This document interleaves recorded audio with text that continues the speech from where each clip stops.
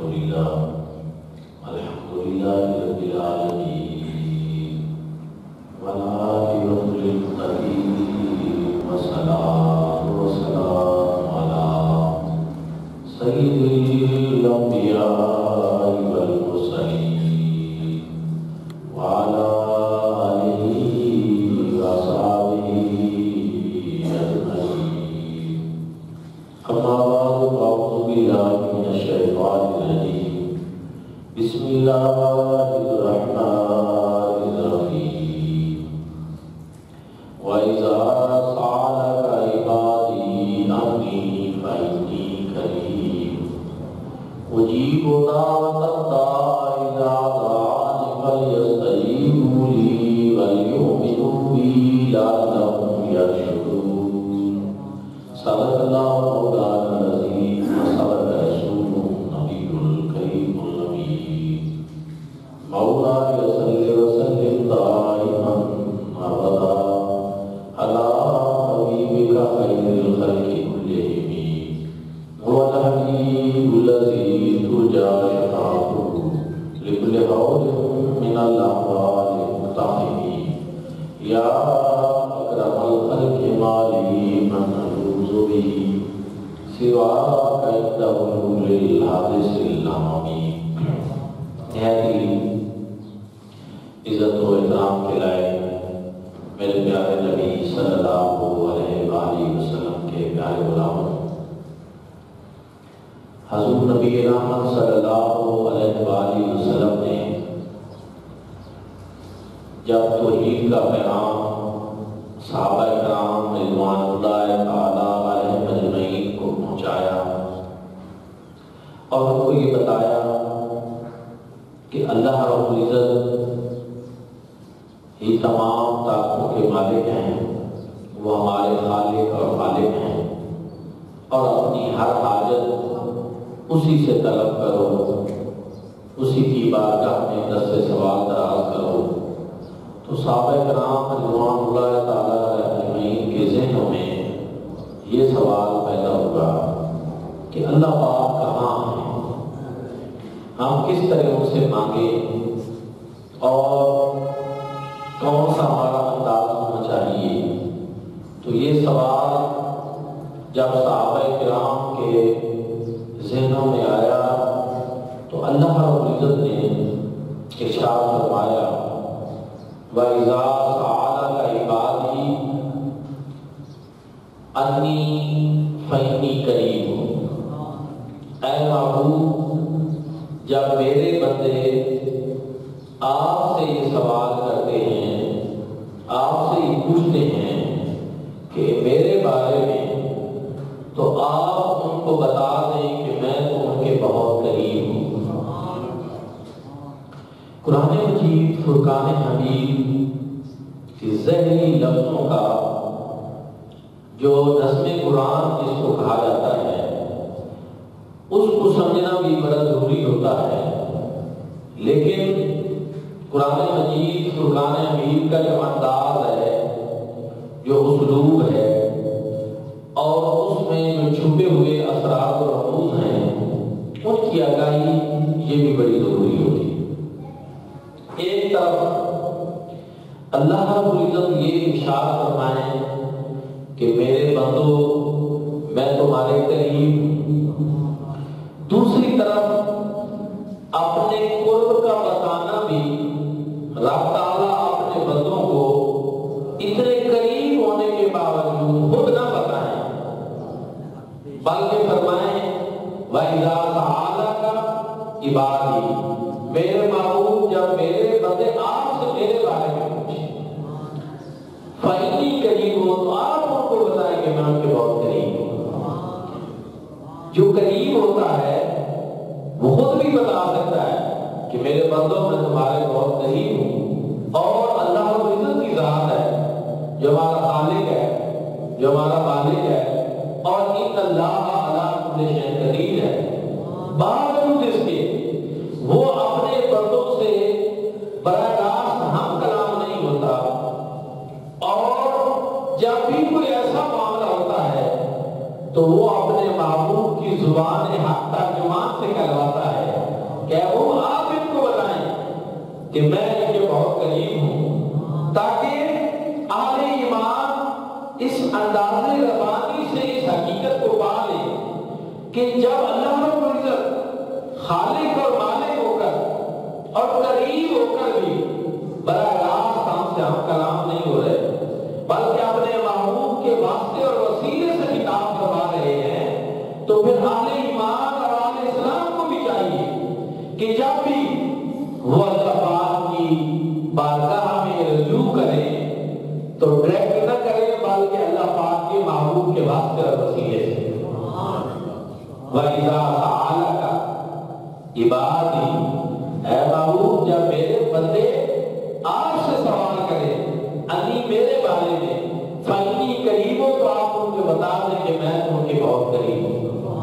یہاں قاضی بزاوی علیہ الرحمہ نے بڑی لطیف بات فرمائی، اور وہ فرماتے ہیں کہ چونکہ اللہ رب العزت کی ذات لطیف ذات ہے اور واجب الوجود ذات ہے، اور ہم انسان کمزور ہیں، بے بس ہیں، اور ہمارے اندر اتنی استطاعت اور ہمت اور طاقت نہیں ہے کہ ہم اللہ رب العزت سے براہ راست فیض لے سکیں، تو پھر رب تعالیٰ نے مہربانی یہ فرمائی کہ ہمارے درمیان اپنا ایسا نبی مبعوث فرمایا کہ جس کی حقیقت نور ہے، جس کی ذات میں لطافت بھی ہے، اور ساتھ ہی ساتھ اللہ رب العزت نے اپنے محبوب کی نورانیت کو بشریت کے پردوں میں رکھ دیا تاکہ نورانیت کی جہت سے اللہ پاک سے فیض لے سکے اور بشریت کی جہت سے میرے بندوں کو آگے فیض پہنچا سکے۔ امام غزالی علیہ الرحمہ بہت بڑی ہستی ہیں، بہت بڑے فلسفی ہیں، انہوں نے اس نقطے کو سمجھانے کے لیے ایک مثال بیان کی۔ فرماتے ہیں کہ انسانی جسم میں یا گوشت پوست سے بنا ہوا کوئی بھی ڈھانچہ ہو تو اس میں ہم دیکھتے ہیں کہ ایک ہڈی ہوتی ہے، اس کے ساتھ ایک مرغنی ہڈی ہوتی ہے، پھر اس کے ساتھ گوشت لگا ہوتا ہے۔ ہڈی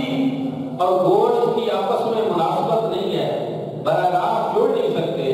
اللہ رب العزت نے انتظام یہ فرمایا کہ ایک ہڈی کی ایسی قسم جس کو ہم مرغنی ہڈی کہتے ہیں وہ بنا دی کہ اس کی ایک سائڈ گوشت نما ہوتی ہے اور دوسری سائڈ اس کی ہڈی نما ہوتی ہے، وہ ذرا سخت ہوتی ہے، وہ درمیان میں گوشت اور ہڈی کو جوڑنے کا ایک واسطہ اور وسیلہ بنتی ہے۔ فرمایا اسی طرح انسان کمزور ہے اور اتنی طاقت اور استطاعت نہیں رکھتا کہ یہ براہ راست اللہ پاک سے فیض لے سکے، اللہ رب العزت کی ذات کے جلووں کو برداشت کر سکے۔ حضرت موسیٰ علیہ السلام کا آپ نے سن رکھا ہے کہ رب عالمین اللہ مجھے اپنا دیدار کرا، تو رب تعالیٰ نے شاید میں لن ترانی، تو مجھے ہرگز نہیں دیکھ سکتا، یہاں تک کہ جب تجلی فرمائی تو پھر پہاڑ بھی اس کو برداشت نہیں کر سکا۔ تو اس وجہ سے ہماری یہ کمزوری ہے کہ ہم اللہ رب العزت کی ذات کے انوار و تجلیات میں ان کو براہ راست ان سے مستفید نہیں ہو سکتے، تو رب تعالیٰ نے کرم یہ فرمایا کہ درمیان میں ایک واسطہ اور وسیلہ ایسی ہستی کا فرما دیا جو لطافت میں اتنے کمال پر ہیں کہ براہ راست اللہ پاک سے ہم کلام بھی ہو سکتے ہیں اور اپنے جسم اقدس کی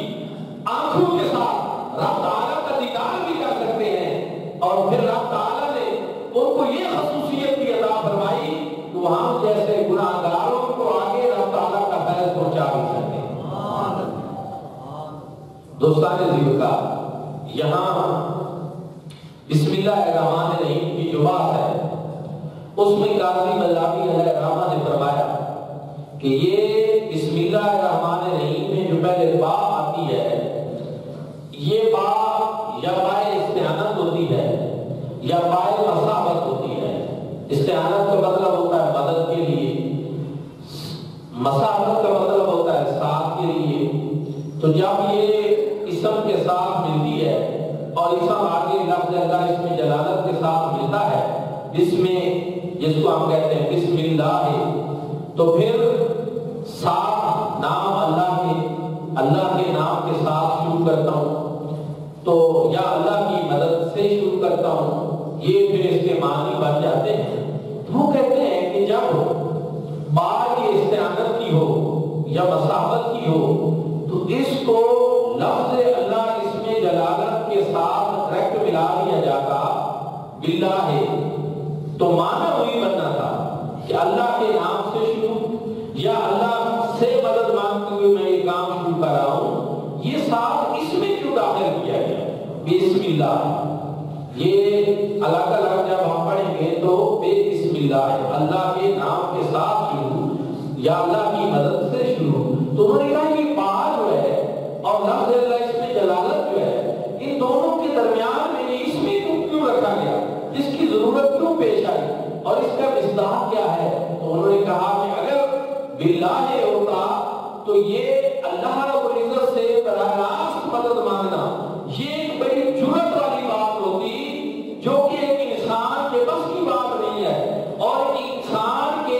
لیے یہ مناسب بھی نہیں ہے تو وہ اس طرح براہ راست اللہ رب العزت کی ذات سے وہ اس طرح کی مدد مانگے۔ تو اللہ رب العزت نے خود یہ نزول فرمایا نا بسم اللہ الرحمن الرحیم کا، یہ کلام خدا بندی بھی ہے، قرآن مجید کا حصہ بھی ہے، تو رب تعالیٰ نے بھی یہ سکھا دیا، اسی نے سکھا دیا بسم اللہ الرحمن الرحیم میں کہ جس طرح بات لفظ اللہ کے ساتھ ڈائریکٹ لگانا یہ نامناسب سی بات لگتی ہے اور اللہ پاک کو یہ پسند نہیں ہے، اور درمیان میں اس میں کے ساتھ ایک واسطہ اور وسیلہ رکھ دیا گیا اور اس واسطے اور وسیلے کا صحیح مصداق ذات مصطفیٰ صلی اللہ علیہ وسلم ہے۔ تو جب اللہ پاک یہ چاہتے ہیں کہ مجھ سے مدد مانگی جائے، میرے نام سے کوئی کام شروع کیا جائے تو ڈائریکٹ نہ کیا جائے بلکہ اس میں بھی ایک واسطہ اور وسیلہ ہو اور وہ ذات مصطفیٰ صلی اللہ علیہ وسلم ہے، تو پھر ہمیں چاہیے کہ ہم سنت خداوندی پہ عمل کرتے ہوئے جب بھی اللہ پاک سے مدد طلب کریں تو ایسے ہی نہ شروع کر دیں بلکہ پہلے اللہ رب العزت کی ذات کے سامنے اس کے محبوب کا واسطہ اور وسیلہ پیش کریں اور پھر اس کے بعد اپنی حاجت کو پیش کریں۔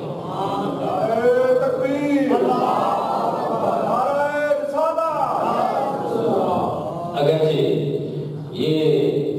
مشکل سی بات تھی جو میں نے بیان کی، لیکن ایسی باتیں بیان کرنا بھی ضروری ہے تاکہ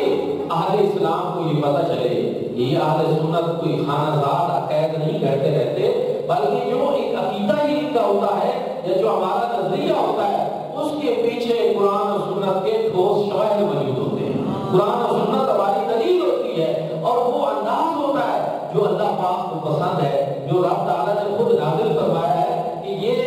قرآن مجید فرقان حمید میں وَإِذَا سَأَلَكَ میں بھی یہی انداز ہے کہ اللہ رب العزت فرماتے ہیں میں قریب ہوں، لیکن یہ بات پوچھی جائے تو میرے محبوب سے کیا میرے محبوب بتاؤ رب کا پتہ کیا ہے؟ دوستان دل کا اللہ رب العزت اپنا پتہ خود نہیں بتا رہے، اپنے محبوب کی زبان سے بتا رہے ہیں کہ وَإِذَا سَأَلَكَ عِبَادِي، جب میرے بندے میرے بارے میں آپ سے پوچھیں انی فإنی قریب ہو تو آپ ان کو بتا دیں کہ میں ان کو ان کے بہت قریب ہوں۔ تو اس لیے اللہ رب العزت کی ذات کی طرف رجوع کرتے ہوئے مصطفیٰ کریم صلی اللہ علیہ وآلہ وسلم کا واسطہ اور وسیلہ یہ اللہ پاک کو محبوب ہے، یہ بات پسندیدہ ہے۔ اور یہاں آپ دیکھیں سورۃ فاتحہ میں ہم ایک دعا مانگتے ہیں ایاک نعبد و ایاک نستعین، تیری عبادت کرتے ہیں ہم، تجھی سے مدد مانگتے ہیں ہم۔ پھر ایک سوال پیدا ہوتا ہے کہ اچھا اگر اللہ رب العزت کی عبادت کرنی ہے اور اسی سے مدد مانگنی ہے تو جو انسان نماز پڑھ رہا ہوتا ہے، عبادت کر رہا ہوتا ہے، تو کیا وہ اللہ پاک کی مدد کے بغیر کر رہا ہوتا ہے؟ اللہ پاک کی مدد کے بغیر کوئی اس کے گھر میں آ سکتا ہے، کوئی قدم اٹھ سکتا ہے؟ اللہ رب العزت کی مدد تو پہلے ہوتی ہے، لیکن انسان عبادت کی بات پہلے کرتا ہے ایاک نعبد، تیری عبادت کرتے ہیں ہم، وایاک نستعین، تیری ہی مدد چاہتے ہیں ہم، مدد کی بات بعد میں، عبادت کی بات پہلے۔ تو ایسا کیوں ہے؟ پھر یہاں قاضی نظامی رحمہ فرماتے ہیں کہ یہ اس لیے ہے کہ رب تعالیٰ چاہتے ہی ہیں کہ استعانت اور مدد طلب کرنا یہ ایک دعا ہے اور عبادت یہ ایک ثواب کا کام ہے کہ عمل سے اس کا تعلق ہے کہ انسان پہلے کچھ اعمال کر کے، کچھ عبادت کر کے اللہ پاک کی بارگاہ میں ایک وسیلہ بنا لے اور اس کے بعد دعا مانگے، کیونکہ اللہ رب العزت کو یہ بات بڑی پسند ہے کہ اس کی بارگاہ سے ڈائریکٹ نہ طلب کیا جائے، بلکہ پہلے کچھ واسطہ اور وسیلہ بنا کر پیش کیا جائے اور پھر اللہ پاک سے مانگے۔ اب اسی سورۃ فاتحہ شریف کو آپ دیکھیں، یہ اللہ رب العزت نے نازل فرمائی ہے، فاتحہ الکتاب ہے،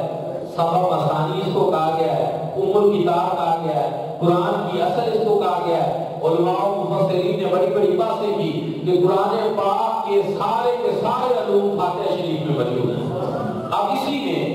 اہدنا الصراط المستقیم جو دعا ہے وہ بعد میں ہے، لیکن پہلے الحمدللہ رب العالمین الرحمن الرحیم مالک یوم الدین ایاک نعبد و ایاک نستعین، یہ کیا ہے؟ پہلے اللہ پاک کی تعریف ہے، اس کی حمد کرنا ہے، پھر اس کے مالک یوم الدین ہونے کا اعلان کرنا ہے، اپنے آپ کو اس کے سامنے پیش کر دینا ہے کہ یوم جزا کا مالک تو ہے، میں اپنے سارے اعمال کے ساتھ تیری بارگاہ میں کھڑا ہوں، مجھے اندازہ ہے کہ میں کیا ہوں، اب تو ہی مہربانی فرما، ایاک نعبد و ایاک نستعین، تیری عبادت کرتے ہیں ہم، تجھی سے مدد چاہتے ہیں ہم، اہدنا الصراط المستقیم، ہمیں سیدھے راستے پر چلا۔ اور بات یہاں بڑی طویل ہو جائے گی، لیکن میں مختصراً ضرور عرض کرنا چاہتا ہوں۔ ایک بندہ ہے وہ پڑھ نماز رہا ہے اور نماز میں عرض کر رہا ہوتا ہے اہدنا الصراط المستقیم، اے اللہ مجھے سیدھے راستے پر چلا، تو وہ کہتے ہیں کہ یہ عجیب سی بات ہے، بڑا عجیب لگتا ہے کہ نماز پڑھنے والا کیا سیدھے راستے پہ نہیں ہے؟ مسجد میں آ گیا ہے، اب وہ سنتیں پڑھ رہا ہے، نوافل پڑھ رہا ہے یا فرض پڑھ رہا ہے، یہ سارے کام تو سیدھے راستے والے ہیں، اچھے کام ہیں، اللہ رب العزت کو تو یہی مطلوب ہے، لیکن پھر بتاؤ کر رہا ہوتا ہے اہدنا الصراط المستقیم، اے اللہ مجھے سیدھے راستے پر چلا۔ تو مفسرین کرام نے بیان کیا کہ یہ جو ہدایت ہوتی ہے اس کی کئی معنی ہیں۔ ایک ہوتا ہے اعراف الطریق، ہدایت کا ایک معنی ہے اعراف الطریق، مطلب کیا؟ ایک بندہ میرے پاس آیا، اس نے کہا میں نے کھوڑا جانا ہے تو مجھے اس کا راستہ بتاؤ۔ میں اس کو کہتا ہوں یہاں سے باہر نکلیں، یہ سامنے سڑک ہے، تھوڑا سا آگے وہاں گاڑیاں آپ کو مل جائیں گی، آپ گاڑی میں بیٹھیں اور پورا پہنچا۔ ایک طریقہ یہ بھی ہے۔ ایک بندہ آتا ہے اور وہ کہتا ہے کہ میں نے سکیسر جانا ہے، اس کو کہتا ہوں ٹھیک ہے میں نے بھی سکیسر جانا ہے، میرے پاس گاڑی موجود ہے، آپ اس میں بیٹھیں اور جہاں اس نے جانا ہو میں صرف اس کو بتاتا نہیں وہاں چھوڑ کے آ جائے۔ چلو یہ اس کو کہتے ہیں ارشاد الی المطلوب۔ یہ دونوں ہدایت کے معنی ہیں کہ صرف راستہ بتا دینا اور صرف ایک راستہ نہ بتانا، بلکہ بازو پکڑ کے اس کو وہاں منزل تک پہنچا دینا، یہ بھی ہدایت کی ایک قسم ہے۔ تو یہاں اللہ رب العزت کی بارگاہ میں ہم صرف یہ عرض نہیں کر رہے ہوتے کہ باری تعالیٰ ہمیں وہ صراط مستقیم جو ہے وہ دکھا دے، نہیں، ہم تو اپنی بے بسی، عاجزی اور لاچاری کا اظہار بار بار یہ کر رہے ہوتے ہیں کہ باری تعالیٰ راستے میں تو چور بھی ہوتے ہیں، ڈاکو بھی ہوتے ہیں، یہ ادھر آپ خوشاب کی طرف آنا جانا شروع کریں نا تو پچھلے دنوں تو ہمیں پتہ چلتا تھا کہ ماشاءاللہ ہر ہفتے وہ چور ڈاکو لوٹ لیتے تھے، تو وہ چور اور ڈاکو بھی راستے میں ہوتے لوٹ لیتے۔ کبھی کبھی انسان راستے میں بھول بھی جاتا ہے اور اس نے جانا کوڑے کی طرف ہو، وہ کمیٹی کی طرف چل پڑتا ہے، راستہ بھی بھول جاتا ہے، راستے میں انسان کو کوئی حادثہ بھی پیش آ سکتا ہے۔ تو یہاں جس راستہ کا اللہ رب العزت سے ہم دعا کر رہے ہیں اس کے بارے میں قرآن پاک میں ہے کہ شیطان نے اللہ رب العزت سے یہ وعدہ کیا تھا لَأَقْعُدَنَّ لَهُمْ صِرَاطَكَ الْمُسْتَقِيمَ کہ اے اللہ تو مجھے راہ درگاہ کو بنا رہا ہے لیکن میں ضرور بے ضرور صراط مستقیم کے اوپر بیٹھوں گا۔ چور ہے، ڈاکو ہے ہمارے ایمان کا، اور قرآن کہتا ہے کہ شیطان کہیں اور نہیں بیٹھا، وہ صراط مستقیم کے اوپر بیٹھا ہے۔ لَأَقْعُدَنَّ لَهُمْ صِرَاطَكَ الْمُسْتَقِيمَ۔ تو ہم جب یہ دعا کرتے ہیں تو ہم یہ کہتے ہیں اللہ ہمیں سیدھے راستے پہ چلا، ہمیں وہ والا راستہ دکھا کہ جس میں ہم صرف راستے پہ چلے نہیں، ہم منزل مقصود تک پہنچ جائیں، اور جو شیطان ہے، جو ڈاکو ہے، جو نفس ہے، جو اور کئی طرح کی چیزیں ہیں جو اس راستے میں ہمیں خطرات سے دوچار کر سکتے ہیں، ہم راستہ بھٹک سکتے ہیں، کہیں ہم راستے میں منزل کو کھو نہ دیں، تو یہ ساری دعائیں جو ہیں یہ ہم اہدنا الصراط المستقیم میں کر رہے ہیں۔ دوستان عزیز کا تو پھر مقصود یہی ہے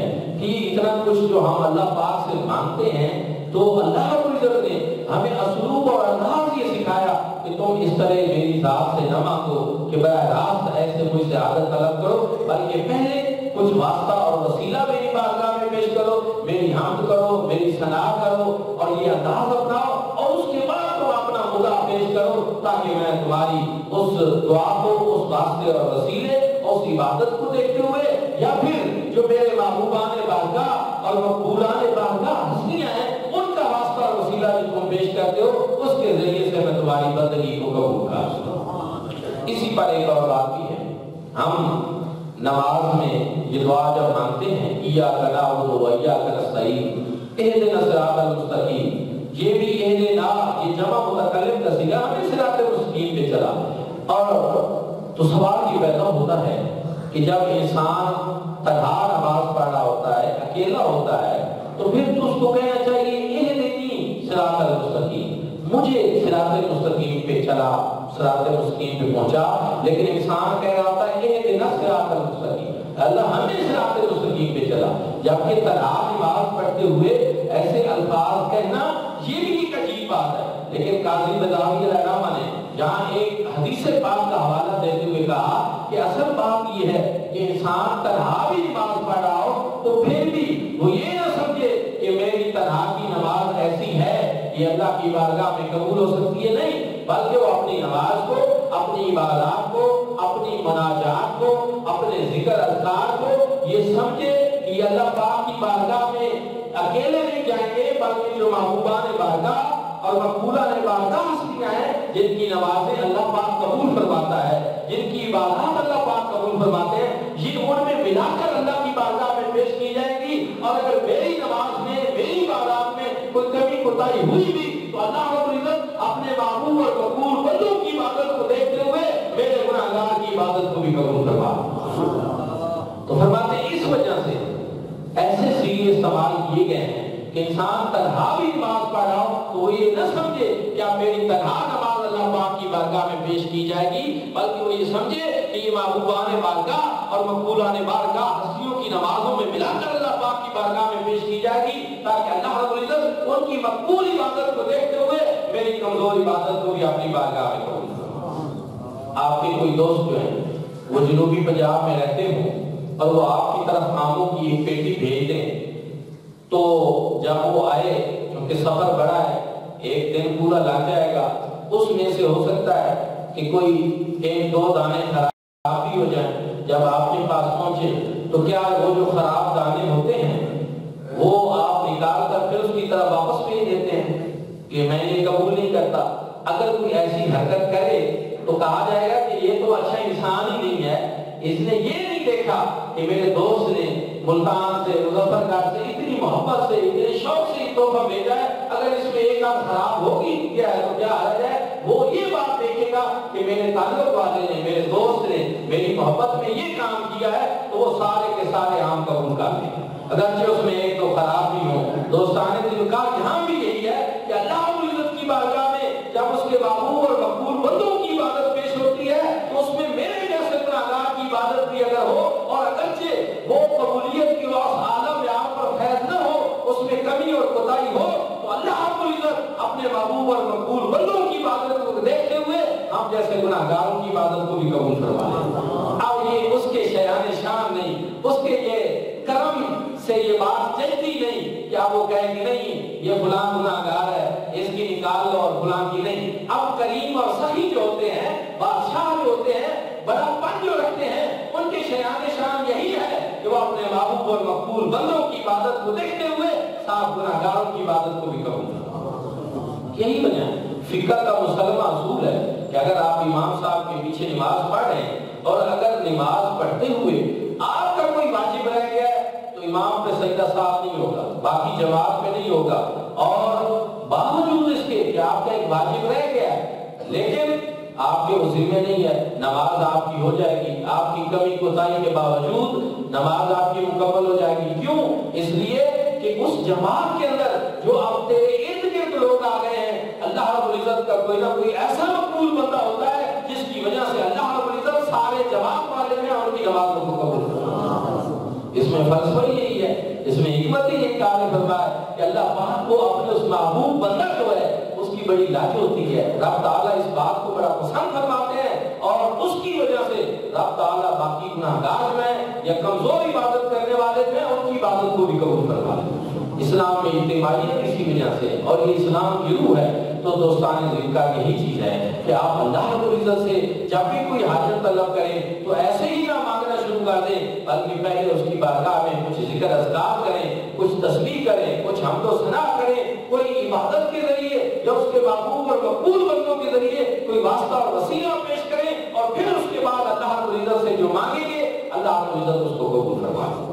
آخری بات یہ بھی ہے کہ ہم دعائیں مانگتے ہیں, گڑ گڑا کر مانگتے ہیں, بڑی دعائیں مانگتے ہیں, لیکن ہماری دعائیں قبول نہیں ہوتی. حضور نبی کریم صلی اللہ علیہ وآلہ وسلم نے یہ بھی فرمایا کہ ایک شخص جو ہے وہ اللہ رب العزت سے مانگتا ہے, اس کا لباس پھٹا پرانا ہو جاتا ہے, وہ گڑ گڑا کر مانگتا ہے اور بڑی رو رو کر دعائیں کرتا ہے, دل سے بھی نکالتا ہے, لیکن اللہ پاک اس کی دعا کو اس لیے قبول نہیں فرماتے کہ اس کے پیٹ کے اندر لقمہ حرام ہوتا ہے.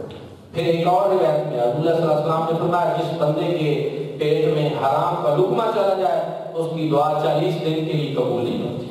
تو اس لیے جب تک ہم عقل حلال نہیں کریں گے, جب تک ہم حلال سے اپنے پیٹ کو نہیں بھریں گے اس وقت تک ہماری دعائیں کو قبول نہیں ہوگی. اس لیے ہمیں چاہیے کہ اگر ہم چاہتے ہیں کہ اللہ رب العزت ہماری دعا کو قبول کرے تو یہ بھی ایک واسطہ اور وسیلہ ہو گیا کہ ہم رزق حلال کھائیں تو اللہ رب العزت دعا کو قبول فرما لے. اگر ہم رزق حلال نہ کھائیں تو اللہ رب العزت قبول نہیں فرماتے. یہ بہت ساری ایسی چیزیں ہیں, اس سے پتہ یہ چلا کہ بہت ساری ایسی چیزیں ہیں کہ اگر وہ انسان کام کرے تو اللہ رب العزت قبول فرماتا ہے اور اگر نہ کرے تو اللہ رب العزت قبول نہیں فرماتا. پھر آخری بات یہ ہے کہ ہمیں ہر حال میں اللہ رب العزت سے مانگنا چاہیے جس حال میں بھی ہو. حدیث پاک میں ہے کہ اللہ رب العزت کی بارگاہ میں کوئی شخص اگر دستے سوال دراز کر دے تو اللہ رب العزت کو اس بات سے حیا آتی ہے کہ اس کے ہاتھوں کو خالی لٹائے, رب تعالیٰ کچھ نہ کچھ اس کو ضرور عطا فرما دے. اب ہوتا ہی ہے کہ جو چیز ہم مانگ رہے ہیں وہ ہمیں نہیں دی جا رہی,